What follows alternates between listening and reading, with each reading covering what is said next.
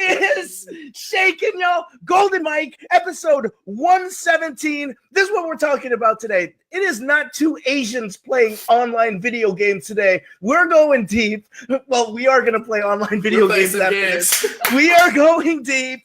We are talking about your best self, and we're not talking about this like these bullshit like Instagram things about you becoming your best self. We actually have a shaman ding dong with us today, Chris Cruz Valeriano. Let me tell you about our guest. Our guest used to be my intern, who when I was working at the institution I was probably the latest person in the world, except for this guy. There's only one person I could fire, and it was you. It was you. But more than that, we used to talk like in between setting up retreats, in between doing movies, in between all the projects that we had. Chris and I, as Filipinos, I remember we were talking about this last time we met, man, that we were talking about suffering, and we were talking about if someone can choose their body, why the hell would they choose a body of suffering? Now, what's funny is 20 years later, Chris is here. Shamanama ding dong. I'm sure you've taken shit tons of ayahuasca. It looks like you've got a keyboard. This guy's a creative. He's a professional artist, martial artist, and a shaman who's here to talk to us today. Not only about manifestation, but also getting on your spiritual journey. Now, I've heard this word. I'm sorry, shaman. I've heard this word spiritual journey so many fucking times that like it is like over and like it's the same damn thing over and over again. So I want you to crack me open and give me some new insight on what this term spiritual path means in alignment. I've heard it so many times. Let's go there. Before we go and talk to Chris, for those of you who haven't met me, Mark Cordone, I've done 117 episodes. Chris, do you know why I've done 117 episodes? Because you can't be shut down. Because I can't be shut down. He still and I are on the same page, son. I can't be shut down. I produce this show. Be Live. I cannot wait to get out of this contract with you. 20 days. We're going over to Ecamm Live after this. Also, at the same time, it's folks like Chris who makes this happen. It's folks like you who are going to be watching. So make sure you interact with us. And this is the way we're going to start. I'm a positive psychologist. I'm the founder of Make Money Coaching, and I'm the chief disruptive officer for a program called the Joy Revolution. But most important is on a daily basis, I get to ask multiple people, including myself, how happy are you today? Mm-hmm.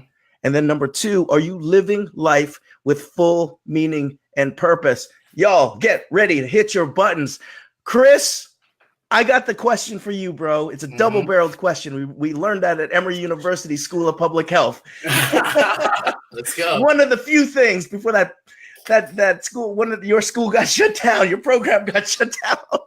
They couldn't handle Chris. Right. Chris, are you feeling happy and living life to its full purpose today? Yes. Utmost potential. So happy. I actually don't believe I could be happier, honestly. Mm-hmm. And I know you can call bullshit when you see people and hear people say that, but honestly, I think specifically in preparation for a lot of the messages we're about to share today, I don't think I could be happier or more moved or more motivated. So I can't wait to share what we have to share with everybody. Man, I try to crack jokes with you so much, Chris, and then you get real like that, and like I got to get out of character, but I'm not yet gonna get out of character, because for those of you who are loving life like Chris, for those of you who are living life in full purpose like Chris, there's a button down there. ATL, put up that heart. Hit that heart button for us. Let us know you're alive. Let us know that heart is beating. Yeah, I see you, Haley. I see you. What's up, Haley? You're woke. Haley Robinson's woke. It's good to see you. Hit that heart. Let us know that you're alive, living life in full purpose, happy right now. Yes. Here's another thing. A lot of people think that positive psychology is 24/7, shits and giggles. You could probably finish these lines, son. Mm-hmm. Skittles raining from the sky. We're riding on Pegasus across the happiness land, right? Yes. Let's see who else we got here. Evie, it's good to see you. Evie Pete is up in here loving life. and that it's all about being happy 24/7. My boy Tal Ben Shahar says it best. There's two things that happen when you're happy 24/7. Number one, you're dead, and number two, you're a sociopath. Joy and positive psychology is not about being happy 24/7. It's about experiencing the ups, the downs, the all-arounds of life, the gains, the losses, the illusion of this all, breaking the illusion of this all. And then the thing at the end of the day is, how much resilience do you have to push through this? So you could be sitting here right now and saying, yo, Valeriano, Cordone, last week I was sitting here and I was happy as a clam. I didn't know that clams were happy, Valeriano. Maybe you as a clam and I'm sure they are living easy lives, just filtering. From the times you took ayahuasca and talked to clams, I don't know how happy they are. But like, I'm happy as a clam and like it's off, right? Oh my gosh. Yes. You could be sitting there to yourself saying, yo, I was living in purpose. I was getting meaning from a relationship, from a job, and all of a sudden it's off. It's off, and I don't know why. I didn't change anything, Valeriano. Right. It's off. I don't know what's going on. That is cool. Your heart beats just like everybody else's, just like Valeriano and mine. This is part of your story. If you're feeling that, if you're feeling like something's off, let Chris and I just simply entertain you today. Just let it wash over, and you never know what will hit you. Give us a thumbs up to let us know that you're living life. Melanie Klein, I see what's up. You gave us a thumbs up. Love you, mama. So let's go and talk about the third thing. The third thing is huge. I've seen Chris make this face multiple times, so get your fingers ready. There's another button down there. It's called the wow face. Hold on, son. Hold on, son. Don't you come out of the gate quick on me. The wow face represents this. It represents hope.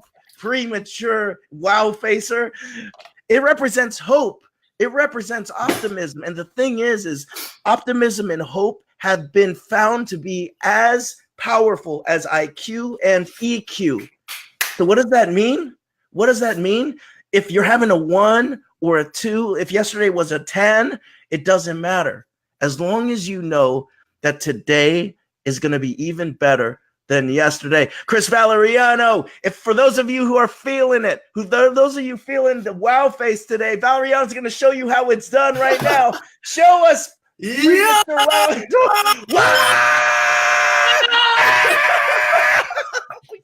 Ouch, that hurt. Beat my nipples. Let's go. With that said, Herman, it's good to see you. With all of that said, let's get to this. Let's get to this path. Let's get to this manifestation. But more importantly, I want to know, what's your story, son? Let's go, man. So you guys may not know, but Mark and I go way back. Mark was like my bigger brother, and in Filipino we call kuya. That means bigger brother. He was my boss.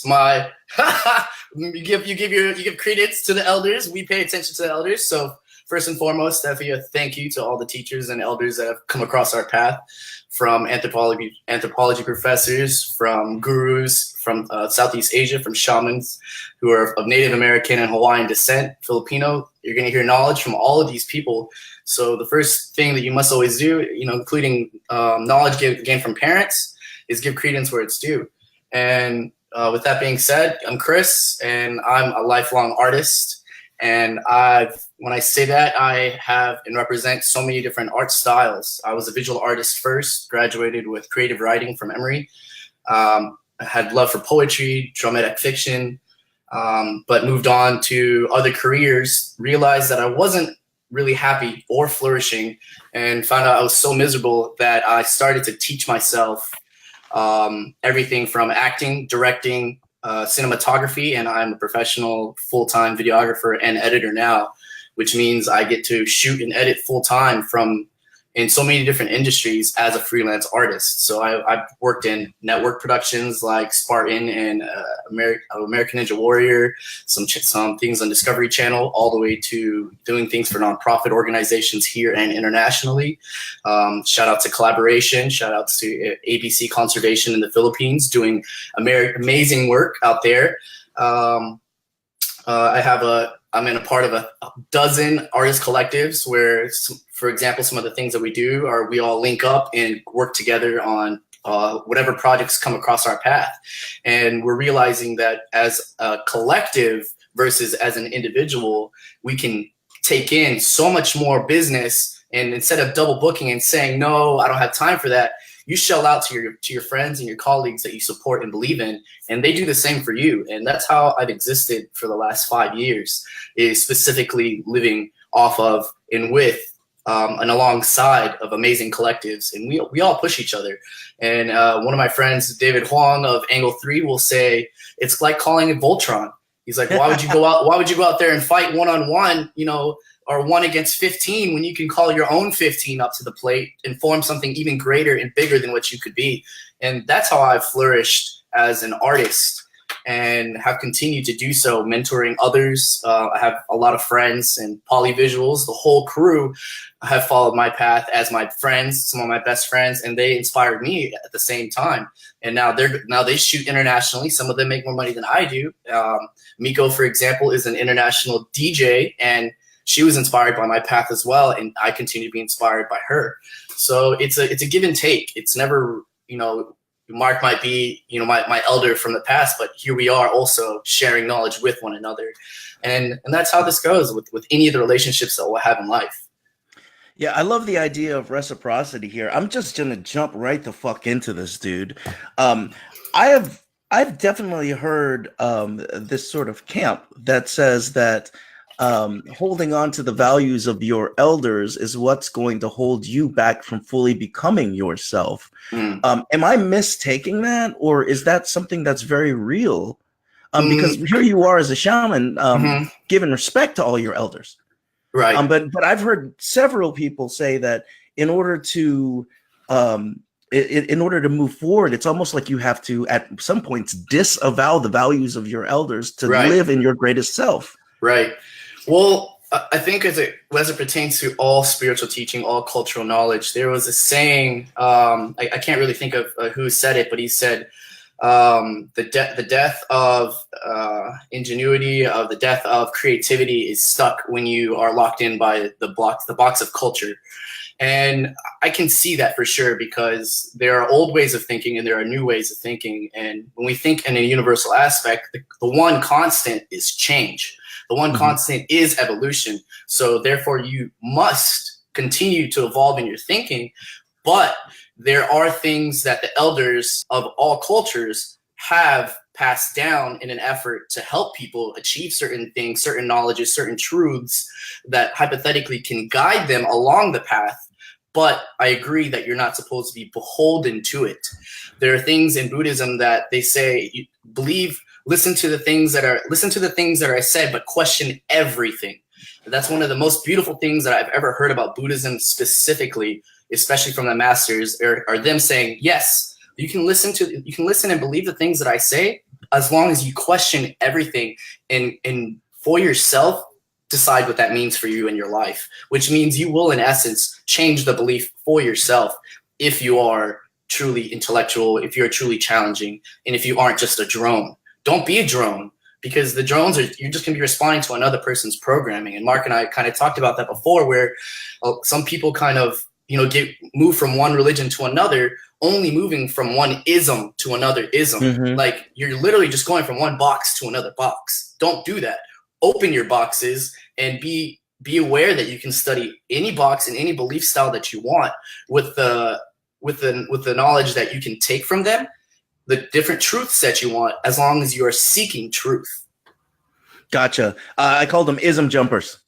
Ism jumpers, right? So you're actually just jumping from one rigid value system to another, right? And you really busted open like 8 questions in a row that I had for you, because it does seem like forging your own path and listening to quote unquote the rigid systems of elders is a very polarized thing. but also at the same time, what you're saying is it's not polarized when you take it in, you go through your own filtration system, and you question it in a way that makes sense for you, right? Man, I can't be the coyote yet, son. I'm looking for that second to be the coyote. Speaking of elders, we got Jorge, best in the world, coming to you from Puerto Rico. Oh, you're official, Chris. We got Jorge to give you a shout out. We got some love coming in from Canada. Kulas, Kuya, we are Pinsans. We got the Filipinos coming through. Now we got Kelly coming in. Kelly, we'll all be elders someday. In order for your work to ultimately matter, your elders' work must also matter. So we can't go disavowing, and starting from scratch every single time. Kelly, let me know if I have that right. How are you feeling with Kelly's comment? Is this Kelly Quinn? Kelly Quinn Kilgore? Yes. Kelly Quinn herself is a shaman and future very powerful shaman. She's definitely in her training, and I agree with that. In a way, as one of my one of my other martial arts guru friends say, as we greet each other, we say, "What's up, future guru? What's up, future guru?" And it's because at this moment in time, imagine, let's say they call Earth the planet of children. And if we are the planet of children, that means at some point in your spiritual path, if you believe in the lives after lives after lives after lives, at some point you will eventually become a master, or you will have already been a master. But the reason why you come back is to continue in your mastery. No mastery is done, especially if you are trying to, let's say the ultimate truth is to achieve godhood, which is, the ultimate connection of reconnecting with that which is creator. And if that journey is never done, then that means we are constantly just striving for something like that. But at some certain points, compared to other people in their journeys, you will be perceived as a master. But yeah, go ahead. No, I'm just throwing it out here. Janet Sellers is saying wow, which I think a lot of people are. Janet, it's great to see you. And Janet is very advanced in terms of her knowledge of the world and the way that she's truth seeking. So it's good to have you here. Let me ask you this, Chris. And I'm going to be really, let's be really open with each other, man. We're brothers and we fight. We love each other. Right. And there was a time in college when I turned to you and I said, dude, get your shit together, man. Like, seriously, get your shit together, man. Right. And it wasn't because of anything dangerous, but it was because you were all over the place. You were seeking, you were trying a bunch of things. I have to admit it. I was locked into my box. And I was trying to get you to lock yourself into your box as well. Right. It wasn't until a couple years later that I understood what you were doing. You were really looking for truth in a bunch of different ways, in a multimodal, multidisciplinary way. So I have to give you props for that. But even before I met you in college, bro, what was it like to be young Chris? Did you already know some of these things that, for example, Earth is the planet of children, right? Look at me flashing it like that. Earth is the planet of children. Or even when you were in your 20s and we talked about us choosing our bodies, what was it?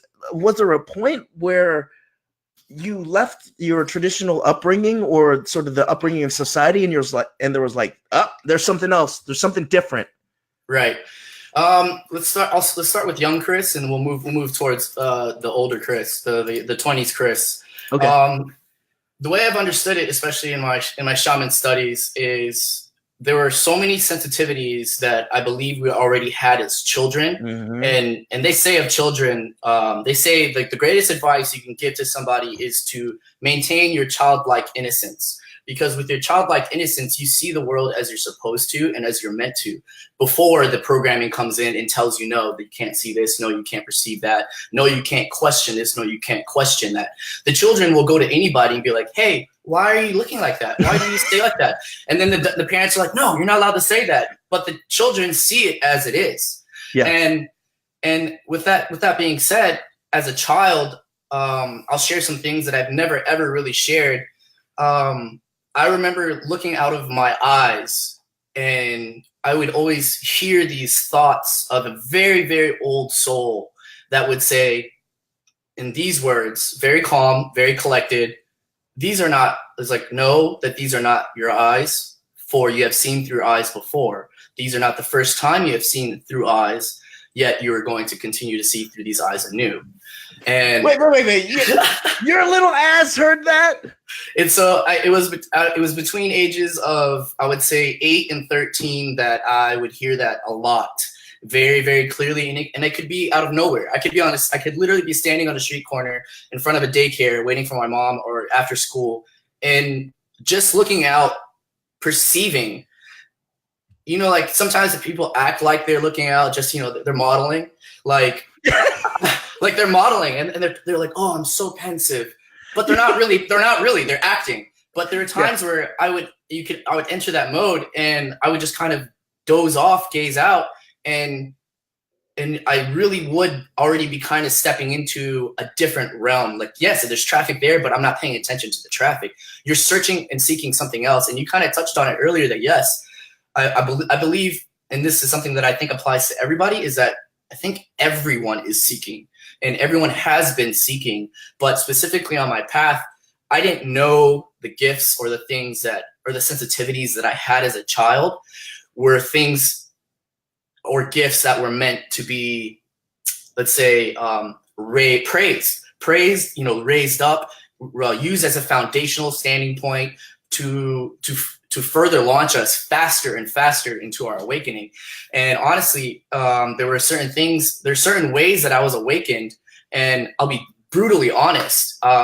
As an elementary school kid, I was very, very, and you'll hear about this a lot, let's say, in the diaries of people in Playboy and stuff like that. They're like, oh, I was sexually aroused since I was 5. And you hear that of girls and you're like, what? That's horrible.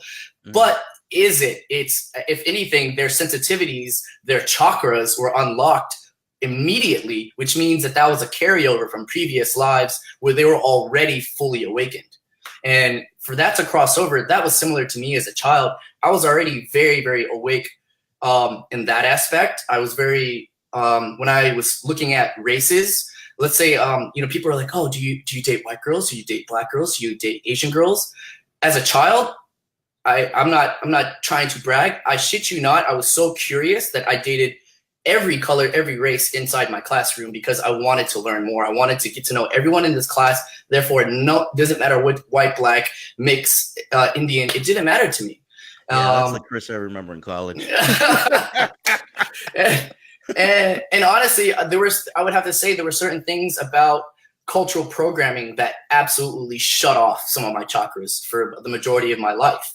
But well, I was gonna say it seems like sometimes it seems like a lot of people are woken up with these sensitivities and then they go dark for a while.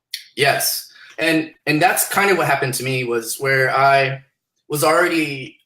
I was enrolled in, as with a lot of us, we were enrolled in gifted classes. We were enrolled in creative classes that really put you on a fast track. But I already started to look at it as a child from a very, very compassionate level. And I felt there's something wrong with that.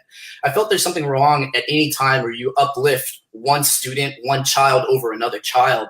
And I felt a need to pull back on the creative expression that we were withholding. Let's say, because by the time we were 5, we were already acting. We were already we were talented. We were award winning. We were already science Olympiad champions. We were already ranked in mythology, in various skill testings. We were already publishing books. We were already drawing. We were already doing extremely high level creative IQ tests.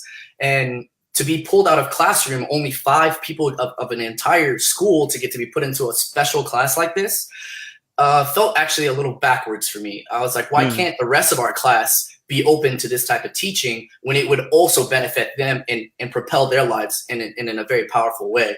So if anything, I really felt a disconnect between the creativity that, yes, was trying to be spurned from and cultivated in us, versus the compassion that I felt for what I believe should have been a base level offering for everybody.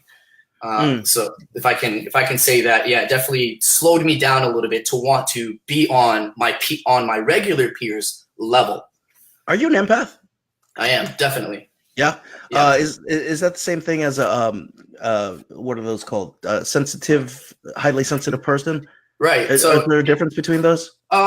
Yes, I would say so. Empaths, for those that don't know, are people, as Mark say, they are extremely sensitive, and they're extremely sensitive to the energies of other people. So if you can believe that, let's say, very, very short lesson, all of our knowledge from this life and other lifetimes obviously is passed down through DNA. That your parents, the grandparents, all the lessons that they went through are in you.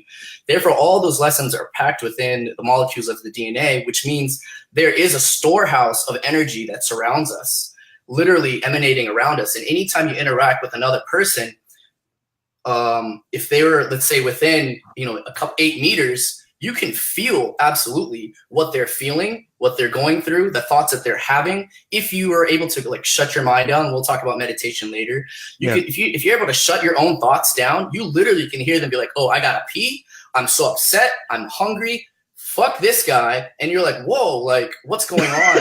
and like those aren't my thoughts, but you can hear them, and those are things that you could feel as an empath. And I don't believe any one person necessarily is not meant to be an empath. I think everybody can feel that, and that's what kind of compassion brings you to. Is one, if you're not already sensitive, you build the sensitivity, you build a caring for other people to want to feel this for other people. And then as a result, your heart starts to open up, and that's where you start to feel from. It's not here that you feel it. You don't think that you hear the thoughts, you feel the thoughts. And yeah, so as a result, you will feel for other people and think about other people and hear their thoughts, but not know exactly where they're coming from. Yeah, I wanted to throw this out really quickly because Kulas has a really cool question. And I think you partially answered it, but I really want you to explore a little bit more. But this idea that when we're kids, there's a certain knowing that we have that's kind of either shut off or suppressed. You've shared some stuff, and so I'm just going to go there and play the damn share game with you for some reason. But like, I don't know what this is, Chris. And for so many years, I've thought this is crazy talk. But like, I see it showing up in my show. When I was a little kid, I felt like I could hear the thoughts or knew the answers of people. And so instead, I called it playing dumb for a long period of time, right? And so I could hear what the person wanted to come across and say or what they were about to realize. And instead of telling it to them, I just wait for them to say it so that they could be like, yo, what did I just come up with? And like, it was just such a non-game to me, like to be right, that it was more fun to just wait and see them come about. And then that shut off for a while. And like, I'm seeing it come, like I told you even before the show, I'm like, I'm going to play Coyote with you and stuff. Like, I'm seeing that coming across as a skill. Would you say that that's something that's a part of the wisdom of the child? Right. The pre-knowing of things. Absolutely. Okay. Yeah. So I would say like, but I would say like a lot of the difference between how guys and girls are raised, girls are already, because of the engendering, girls are already raised to be more compassionate, to be more social, to be more caring, to be more emotional. As a result, their empathy and their insight and their instincts from the womb, that instinctual aspect to be able to read other people is so much more heightened than in guys, which mean in guys they're like, oh, don't be emotional, don't be this and that, which means that gets closed off. Yeah, I was a sensitive '90s man. I was emo, but we both were. Yeah, we were. So I think anyone who's watching, if you care to share, like, what were some of those? I don't know if proclivities is the word, but like, what were some of the things that were coming up when you were a child that you thought were either crazy or things that you had heard that now you realize maybe that was a part of my inner wisdom coming forward, right? I want, and as you're typing that in, whether it be live or on the replay, I wanted to throw this out by Brother Kulas. How would you know if you are one? And that was in reference to an empath. How do you know? Right. So I would say a Kulas, or for anybody that has practice, I would say meditation is definitely a very, very big one first. because you need to be able to quiet your mind and your own thoughts and your own anxieties to differentiate between what you're feeling versus what somebody else is feeling. For example, if you're having a great day and you're driving through traffic and all of a sudden you're bombarded with all of these emotions of panic, worry, stress, anger, and it's it's not coming from you, then guess what? You're an empath, because you are literally taking on the energy of thousands of people that your past energies that you're passing through, and you can't control it. So for one, everyone's going to feel that, but are you going to feel it in a way that you can actually pay attention to the thoughts, and do the thoughts actually mean something to you? For instance, like, are you going to feel it, and are you just going to be scared by it, or are you going to feel it and want to like dance with it, let it flow through you? Or are you going to want to feel it and revert love to it? Like, how you respond to all these emotions kind of changes what your role is as you as you flow through in general. Yeah, Chris, let me see if this is a palpable example that in Kulas as well, and everybody watching. What a good show, by the way. I was flying from LA. My mom just came in. I know. I saw you, Pia. Good to see you, Auntie. I hope the Filipino speeches went well for you. I was flying from LA to Atlanta this weekend, and everybody was dressed in Rams, Super Bowl jerseys, and it was a 4-hour flight. People were drinking, and like when I got off the flight, I felt like I wanted to punch somebody. Like I felt aggressive, right? And I was thinking about it. I'm like, why am I feeling so aggressive right now? And this is what I rationalized, but it could be it, or it could be something else, Mr. Shaman. See, I'm getting aggressive now with you. Like, I felt like I had taken on the aggro of the people who were like jabbing at each other for those 4 hours. Even though I had headphones on, I heard them talking with each other. When I would look, I could see the body positions of people. It's like I could hear them wanting to fight each other in my brain. Right. And then it took me like 10 minutes to just be like, let me just sit down and have a cup of Coke or a Coke. And think about why I'm so pissed off right now. And it wasn't that I was pissed off. I felt like I had taken on the attitude of the plane.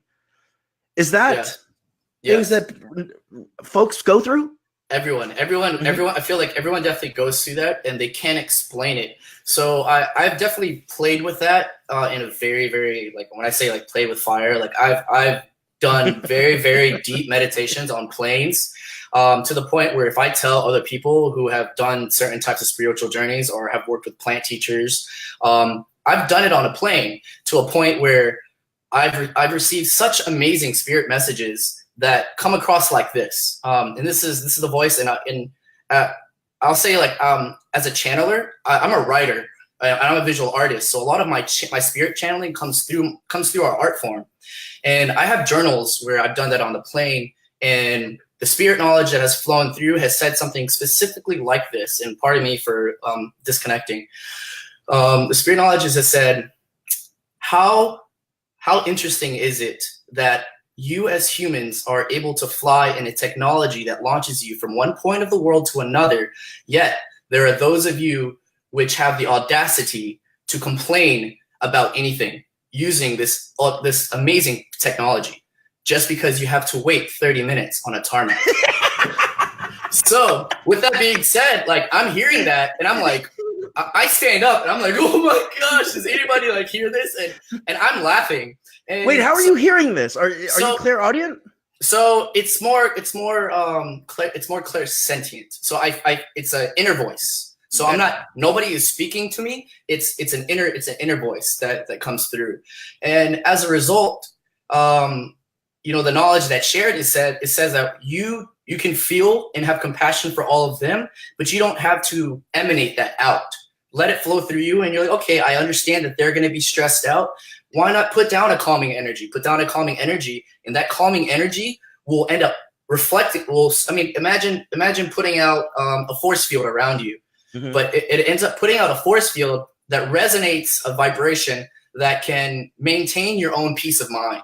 Okay, now you're talking woo-woo talk, son. Right. So, you're but woo-woo talk. It's peace of mind. It's peace of mind that their anxieties can't affect you. So I've tried this on international flights, where I'll sit there and just meditate, and you'll hear the crying babies, you'll hear everybody upset. But if you're sitting there in bliss, it doesn't matter what they're feeling, because joy. Right. So being in your joy and in your comfort and in your own mind allows you to not be affected by it. It'll still flow. But you're not fighting it. You're not taking it on. It's just there. So what changes are you seeing on the plane as a result of going into the bliss and joy? Well, I would say that you don't, instead of being so aware of that energy affecting you, you're traveling in your own right. So in my mind, I'm already like, so for instance, for those that are shamans and know about some really, really deep meditations, I'm sure everyone's heard of guided meditations. I'll do guided meditations. And while everyone else is stressing out, I'm already in such a relaxed state of mind. I'm already doing guided meditations, to meet, spirit ancestors or see previous lives, while they're just stressed out. And I was like, listen, like, I'm going to meditate and have an amazing time. And by the time the plane's taking off, I'm already crying. So it's like, I'm not here to stress out about these worldly things. I'm excited, for one, to be able to travel to another part of the world, another part of the country. So if anything, I feel like a lot of people are so unaware of how much energy is around them that they can't handle it. But you can take that energy and hone it inwards, and it actually will propel you to such a greater height in your meditations. Okay, let's talk about a couple things. You're lighting some people up here. Herman, woo-woo talk is the best thing. Bring it on. I see you, Mercury. I just can't get you on the screen. Pia, love you, Tita. It's good to see you. Always thinking of you. Evie, I would get messages in my dreams. Right. Getting messages in their dreams. Right. Saint X Bree, Chris V, I'm in the building, yo. We're seeing some love from Ashton. Ashton, duck sauce. You remember duck sauce, yo? We're talking about the Inspire movement, son. Let's go. We were like dressed in luau clothes back in the day. I mean, you talk about vibration, son. Let's go. Let's go. Let me ask you this, Chris. You talked about it, but I also wanted to, in the pre-show, I also wanted to talk to you about it. Receiving messages. And like, you've already stated that you've been receiving these messages since you were a child, right? But it sounds like you're receiving them at a rate in which you can almost ask now and interact. Yes, it's not just one in which you relax the focus and then it comes in. Right. So talk to me about that, and talk to me about what you're receiving. Right. So absolutely. I mean, well, first of all, let me answer the dreams aspect. So when you receive knowledge in dreams, which, I mean, where do you go when you're dreaming? You're literally stepping into other realms. You're stepping into other dimensionalities. When you're dreaming, DMT is released from the pineal gland, which allows you as a portal gateway to transcend the physical realm. So people are like, oh, it's just a dream. No, it's not. You're being contacted by previous loved ones, your previous pets, your people that ancestors that are trying to share messages with you. And so if there are people whose specific gifts, especially like in the Native Americans, they have certain tribes who their talent is specifically prophetic dreams. And that's not all the tribes. Everyone has different gifts. But as a result, so I would say, yes, I didn't actively receive messages my entire life. I'll kind of glance over what you wanted me to talk about earlier was talking about young adult Chris, who was constantly seeking.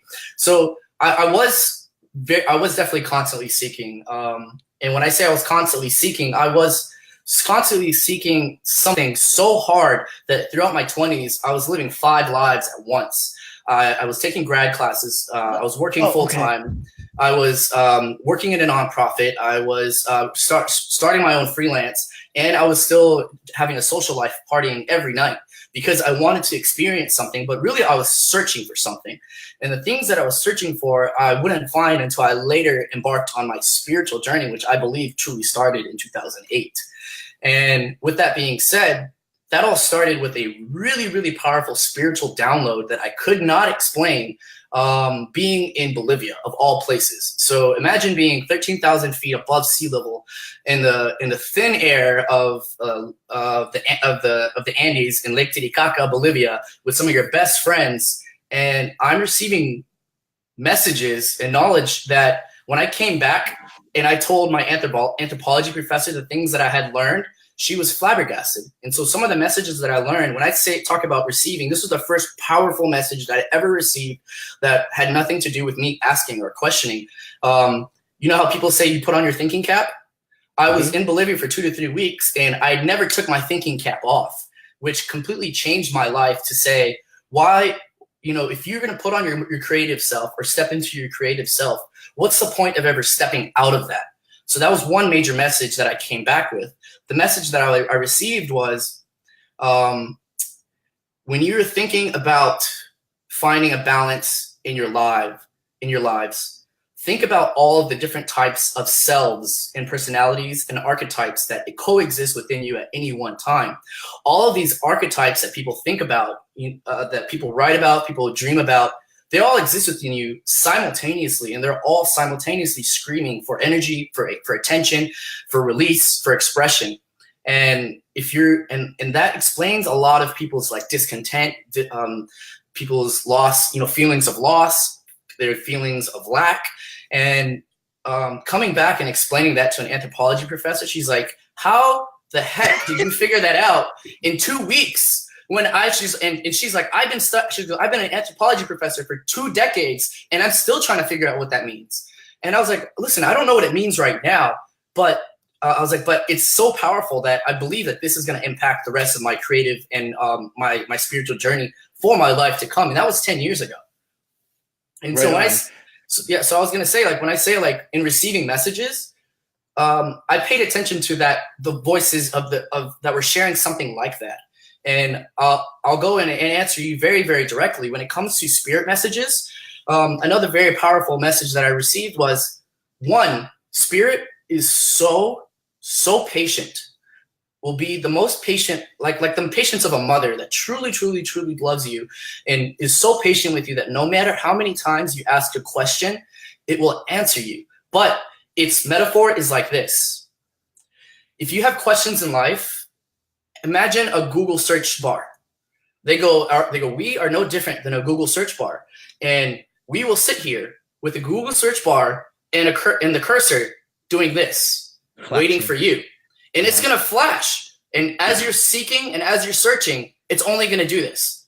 And a Google search bar will never answer your question until you've actually put a question in. And so once you put something in, then it has a prompt to answer you. And that leads into into how you proceed about receiving messages is you put out a question. And go ahead. Okay, so it's basic communication, right? Communication 101 right now. Right. You put out the sender puts out a message, the message is interpreted, and the sender receives the message, right? So you're just basically saying, put out the message. Yes. Like you can write it, you can say it, you can say it in your head. Yes. Right? You can pray it on your knees. Right. Okay, you can go to Bolivia and jump off a... There's a difference. They talk about it in the different aspects of the different religions. There's a difference between prayer. There's a difference between meditation. There's a difference between, you're asking. Sometimes when people pray, which this isn't knocking to say one is better than the other, but sometimes people pray externally, hoping that something can be put on their path. But if in hoping or in praying externally, they're not actually calling it into their path. They're hoping that situations can arise versus it sounds like a wish. Right. Versus making a wish. They're making a wish, but they may not fully believe. There are prayers that can fully believe it, which is the ones that combine it, where they're like, okay, I will pray externally and internally that this will come into existence. Therefore, I am asking for this. Therefore, I am asking this into existence. And that's the times where you have the spiritual healings, the spiritual guidance, the actual miracles, manifestation comes to being. I got a question then. Are you asking, are you communicating with an internal or an external God? Both. What are you talking about both? It's both, because what's a membrane?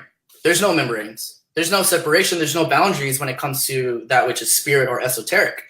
Boundaries, Trump, don't exist. There's no such thing as a boundary that you would put up. The idea of the white picket fences that separate you from your neighbors is an old modality that's going to get rid, that's going to be gone. The idea of community aspect of membranes that interact within one another is a universal thing that needs to be accepted. And as a result, there are no boundaries of an internal or external God. It just is, regardless of where you're looking. So then you're sending the message. I'm not saying internal or external. You're sending the message, one in which it's not an empty hope, but a message in which you have essentially, you know, you're going to get the answer, because that's the way it works. You type into Google, you get the answer, right? Right. Now let's go to the receiving end.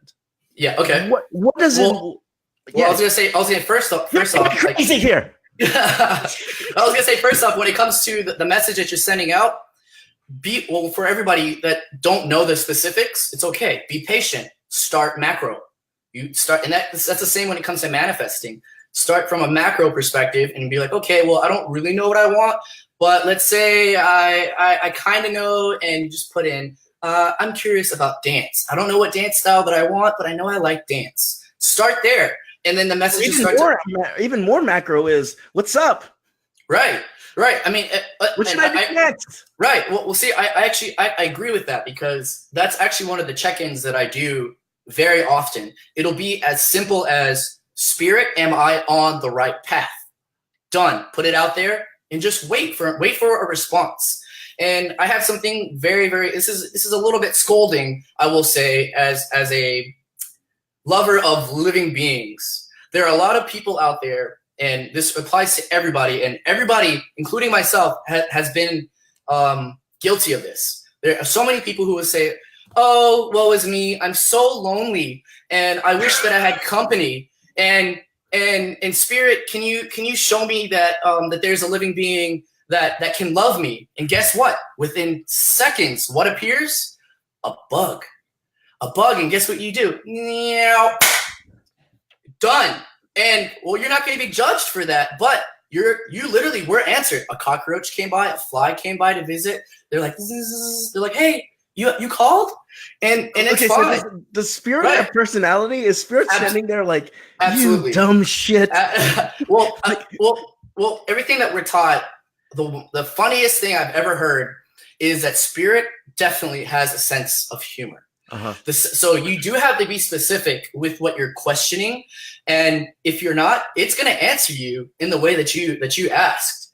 For instance, it draws no inferences. You got to be specific, bro. If you say something like, I once said, hey spirit, I like so and so. Hey spirit. And I go, I like so and so, but I just met so and so, and I like her too. And I go, and I wasn't specific. And I go, spirit, I'm so curious what would happen with so and so and so and so. I shit you not, within months, they're dating, and they're dating and are still together, and I loved it. But like, when I found out, I was laughing, crying hysterically for 10 minutes, because I already knew spirit had a sense of humor. There was one time I was at a friend's wedding, and I did the check-in. You know, I'm standing on a balcony and I'm looking down, and it's in North Georgia, and I'm looking at the mountains, and beneath me is like 3 stories down is a forest line. And I go, spirit, you know, I just spent the morning meditating. Please tell me that I'm on the right path. The second I finish my thoughts, I'm looking down at the forest line. Some type of bug between the size of a big fly and a dragonfly, I shit you not, flies in a straight line from the tree line and goes straight right into my third eye, hits me in the middle of the head.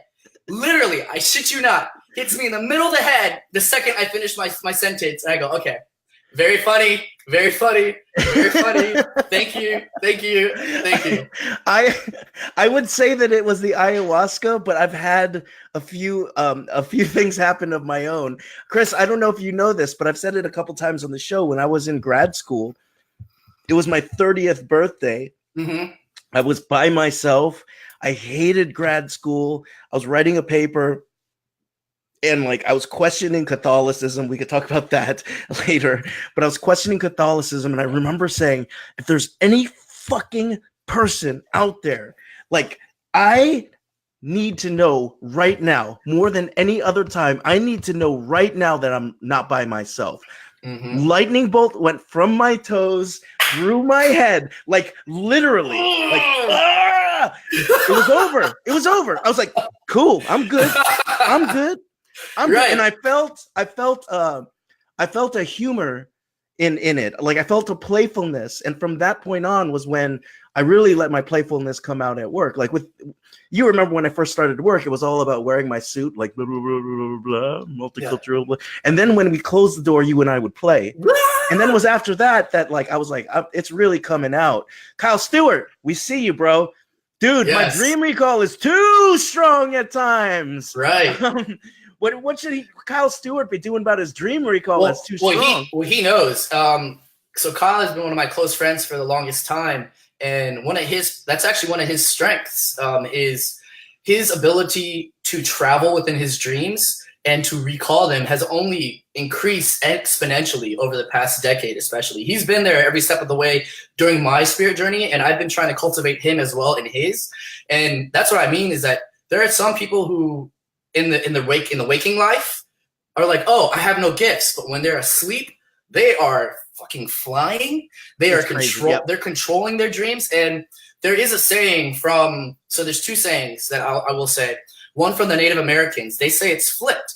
They go, what we perceive as the waking life is the dream state, and our real life is the dream state. So theirs is flipped. And in the Buddhist culture, they say, if you are able to truly awaken in the dream state, means that you are truly awakened. Therefore, if you are to bring that to your understanding of death, when you go to approach death, bring that same mentality, and it will flow just the same.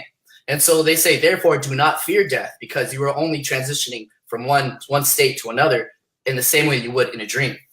Ashton, we're hearing what you're talking about with the dream state. Speaking of blast from the past, Joy Tolentino is up in here. Joy, it's good to see you, Mama. I don't know where's Joy now? Atlanta, she's in the Bay. San Francisco? She's in the Bay. You're back in the Bay. Nice. Bay to the A. Joy, if you're in LA, come on down to LA. I got this thing called an In-N-Out burger. I'm gonna teach you something. Biggest thing I realized is that at the end of the day, we really don't know anything about our world, and we simply aren't around long enough to figure it out. That being said, what Valeriano is saying is centered around an assumption that is pretty solid in my book, that of intangible energy and feelings, which we all definitely experience but cannot really measure. Right. Ashton, hit me up. Come on the show in a bit. Yeah, Ashton is definitely so. Ashton's been the same. Ashton's been one of my close friends alongside of Joy and Kyle, and we too have mirrored a lot of our awakening side by side with each other. Unfortunately, Ashton moved away before I really pursued shamanism, but he and I were always there, like neck and neck, having these conversations in altered states of consciousness, mind you, and it's always been an amazing thing. I see Cordone. I'm not sure if he left or okay, he's still there. Good. It's Be Live. They know I'm leaving my contract. Those fuckers. Just making sure. But yeah, you can keep going. Yes, but one of the amazing things that so I will say that there's been an overarching message that I've been receiving for the better part of the last decade, and it does have to do with the message that Ashton put up. And so there's a fallacy that is explained that says that every time that you live and die, you do not recall the things from your past life. That's something that is going to be definitely addressed and changed from here moving forward, and already has been. Because you have to imagine that within each lifetime, you come back with certain gifts. Oh, yeah. That means that you are maintaining and retaining some of the knowledge innately and esoterically within that you have cultivated from many, many lifetimes. So it's not true that you don't remember the things from a last lifetime. You may not remember specifics, but when you come into this lifetime a prodigy, when you come into this lifetime talented in multiple gifts that you can't explain, that's because it came from a previous lifetime. Therefore, it means that in this lifetime, those many talents that you have are meant to be further cultivated, and you've already come into this lifetime with another foundation that's meant to be escalated in this one. I see Mark is a little bit blacked out here, so I'm going to keep going until I see him come back. With that being, can't see me? Okay, it was blacked out, so I wasn't sure if you had fully left. So. Oh, it's all good. I'm going to throw a couple things on here, like yes, hooked on the episode, non-duality, Melanie, no boundaries, all universal. Kulas, I'm so hooked on this episode. He had to put it twice. Melanie screaming, Chris Cruz, Valeriano is the man. The joy revolution. Namaste, Melanie. Evie, I love everything about this episode. Joy, I love y'all so much. Joy, we love you too. I miss you, Joy. Keep shining, y'all. Y'all are giving me life right now. Y'all are giving me life right now. Right. Chris, I wanted to ask you this. We're gonna bring you back. Okay. We're gonna bring you back, and we might have to turn this around and be an episodic thing with you and I, son. Let's go. It might have to be the Chris and Mark podcast at some point. Right. Melanie might rein me in here. Yes. But I wanted to throw this out to you right now, man. Do what you need to do, channel whatever. What is it that at this point in time that is either the biggest secret or that the biggest shrouded thing that the world needs to know that we don't accept or don't know? Okay,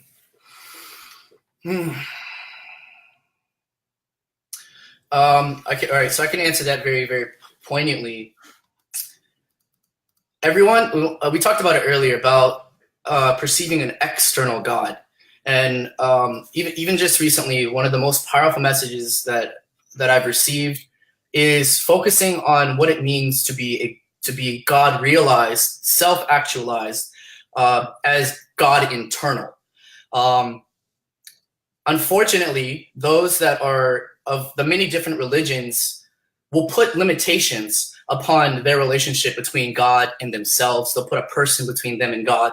They will put acts of servitude, guilt, different ways that they had to act in order to receive love from God. And that's all fine as long as they're seeking truth.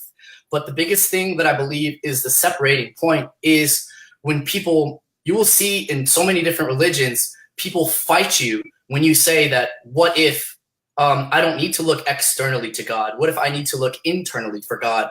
And some people will fight you tooth and nail.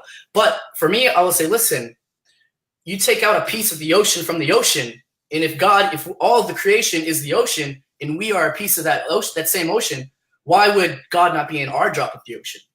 And if that's the case, look at every soul that is living as pieces and droplets of that same ocean. Therefore, every soul that you encounter is Buddha, is God, is the result of the love of Jesus. It doesn't matter which prophet, which master you learn from.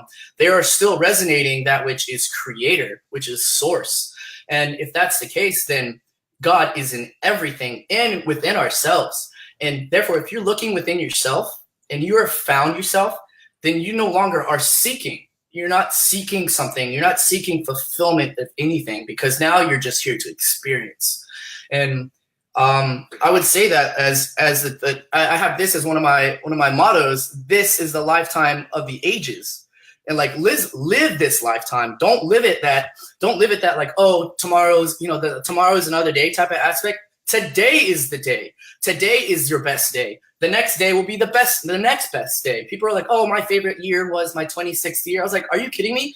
Every year is my favorite year. Every memory is like, you're moving from favorite memory to favorite memory if you are living in like that type of connection and love with yourself, especially. So I believe that the loving of the internal God self is the most important thing that can be shared and taught to people, which means you have to love yourself the most. One of the things that my mom does and I think is the most beautiful thing anybody can do is when she looks in the mirror every day, she goes, "Oh, hello, beautiful. Hello, beautiful." and everyone's like, "Right, hello, hi, beautiful." And other people will look at that like, "Oh, you're so narcissistic." But no, when you're doing that, you are truly appreciating from the window of your eyes, the windows of your soul, to yourself, saying, "Hi, hi, beautiful. You are beautiful," and your soul will reflect exactly the energy that you're putting out. If you wake up and you're like, "Oh, fuck, another day," like your body's gonna be like, "Oh, I gotta live another day. I'm so sad." and that's the energy that's gonna be put out. It will reflect the love and energy that you're putting out because that's what you're saying you deserve to be reflecting. Son, I had to wow face my own show with that. Hit the wow face, everybody. That was sweet. For those of you who are just tuning in right now, you're gonna watch this one again. It's a very special episode. Long time, multiple soul friends reconnecting as always. Chris and I just talking life. Share this out if you're feeling this right now, y'all. We're using social media for social good. Pia, hey, don't reveal my secret. Don't reveal my secret. Joy also struggled with Catholicism. Maybe one day we can come in and we can talk about rigid dogma versus where you're coming from. And also the struggles of the Filipino. Mark knows that. Mark can do a whole dissertation. Fuck yeah, the struggles of the Filipino.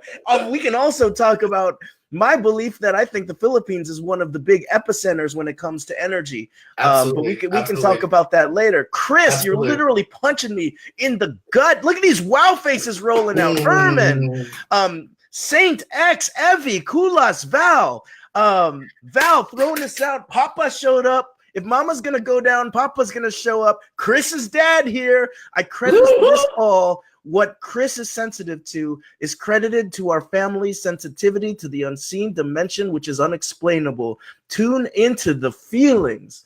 Dito, thank you so much. And viva la revolution, baby. If you haven't heard, you will in March. The revolution is coming, and Chris is our freaking shaman. He doesn't put the sham in shaman. Let me tell you that. He puts the shaman ding dong in shaman. Chris, we are going to have you back. But what I want to do right now is in the show notes, you can see Chris's work on YouTube. You can see his Instagram. You can see his LinkedIn. I can assure you there's more stuff coming through with this thing called the Joy Revolution. Chris is going to be here for the long haul, baby. And it's great to be reconnected. We talked about it on the phone. Like there's something there that we knew a couple years ago that is coming full circle now, Chris. And it's wonderful to be a part of this ride with you. My friend, you know why this is called the Golden Mic. So here we go. Here we go, son. Clear the mind again. Empty it out so that the vessel can be ready. The Golden Mic is coming down from the ceiling right now. And what the power of this Golden Mic has is that it translates into every language all across the world. The world is listening to what you have to channel, to what you have to say. The world wants to know what's going on, Chris. So when I flip the Golden Mic, you're going to be live and you can say whatever it is that you want to the world. Chris Valeriano, your Golden Mic is live now. So I talked about it a lot about the whole idea of loving the God that is external and internal. But let me share a poem that kind of collects a lot of the various life lessons and spirit lessons that I've learned. These are only some of them, but these are some of the very, very, very important ones. And at the end, I will share something extremely, extremely powerful. But it goes something like this: aligning with path, messages from spirit. Feel fullest potential. Guide others lovingly on their journeys yet to come. Love of God is like that of mother's love. Touch within to feel God. Step into fullest self. God realized you won. With that being said, you know, there's so many messages that are in that impacted within that. There's so many messages within this entire Golden Mic. please feel free to break it down, go through anything that gives you a spark in your spine, the chills in the back of your neck, the hairs that raise. That is a sign that your soul is affirming something that it already knew or that it recognized, and step into that. There is a very, very, very, very, very, very, very beautiful and powerful thing that I learned, and this was while on ayahuasca, and it was so simple. The